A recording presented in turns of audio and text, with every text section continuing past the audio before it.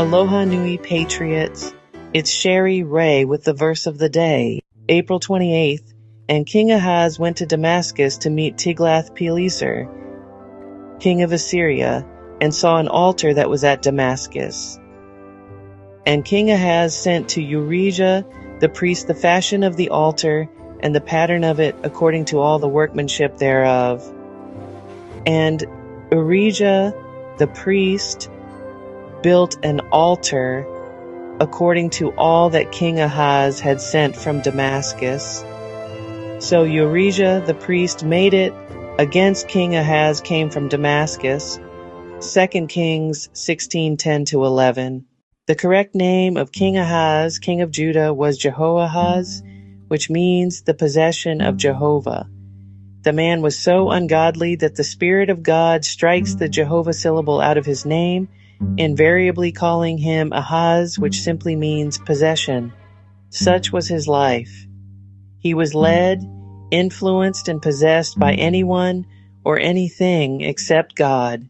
His history illustrates how disastrous it is for the spiritual profit of a man when his own plans succeed. God, through Isaiah, earnestly counseled him not to invite the king of Assyria to help him against the confederate kings of Israel and Damascus.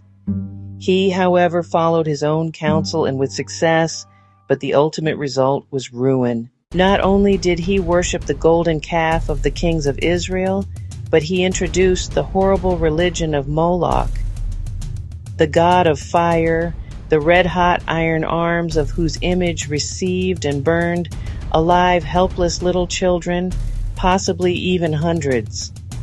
He completed his apostasy by displacing the great brazen altar of God's appointment, which sat in front of the temple, setting up in its stead an altar inspired of Damascus. So determined was Ahaz in his opposition to the Bible that not only did he send to Urijah the high priest a sketch of the idolatrous altar that he saw at Damascus, but he also sent with it a model, for that is the import of the words, the fashion of the altar, and the pattern of it.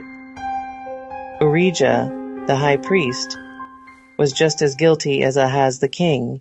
I'm afraid the modern church is basically doing the same thing as Ahaz of old, replacing the cross with a cross of their own design. What do we mean by that?